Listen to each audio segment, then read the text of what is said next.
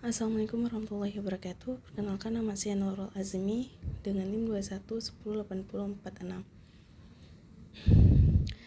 Penerapan model pembelajaran Project Based Learning untuk meningkatkan kemampuan berpikir kritis siswa sekolah dasar. Landasan teori 2.1 Project Based Learning.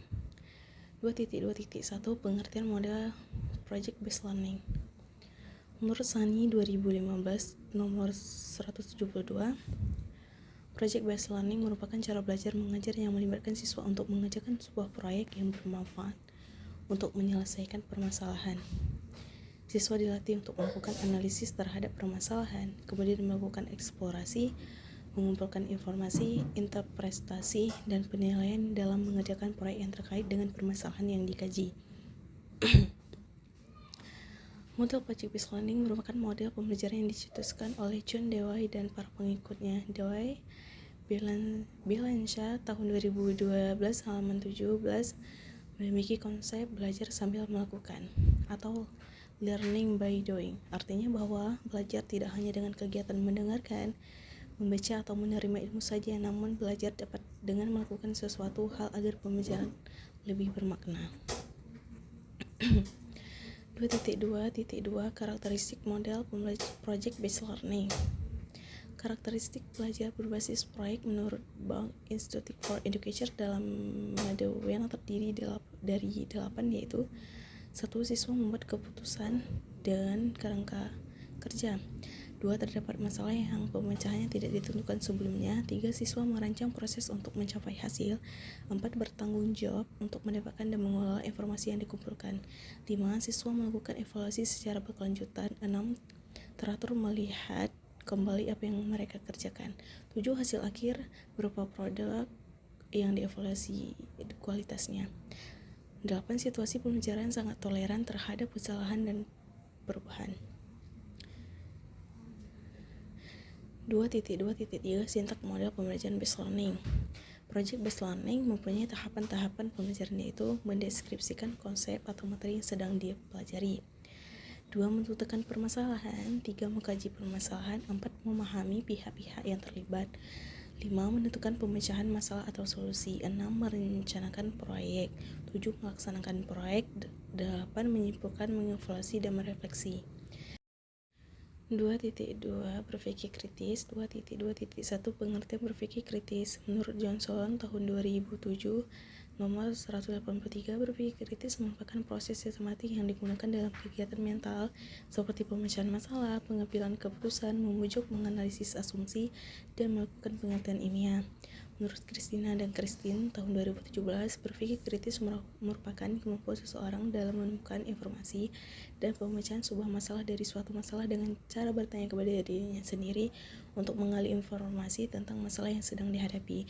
Jadi dapat disimpulkan bahwa critical thinking atau berpikir kritis yaitu kemampuan siswa dalam berpikir kritis berupa bernalar, mengungkapkan, menganalisis, dan menyelesaikan masalah.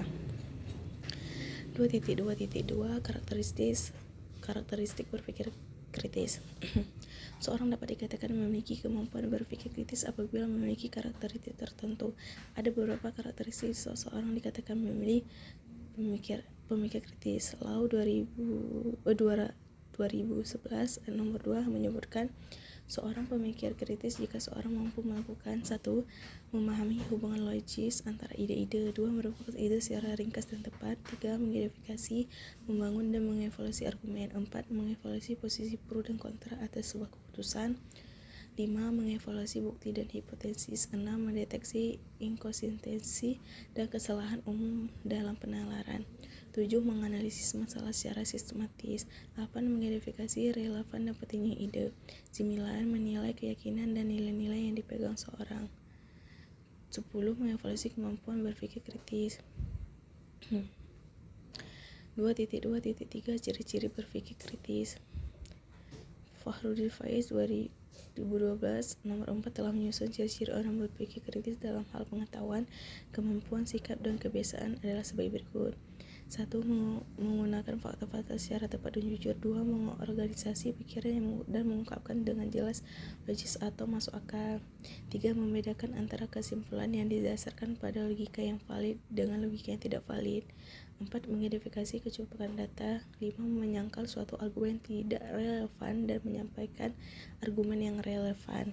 6. Mempertanyakan suatu pandangan yang mempertanyakan implikasi dari suatu pandangan. 7. Menyadari bahwa fakta dan pemahaman seseorang selalu terbatas.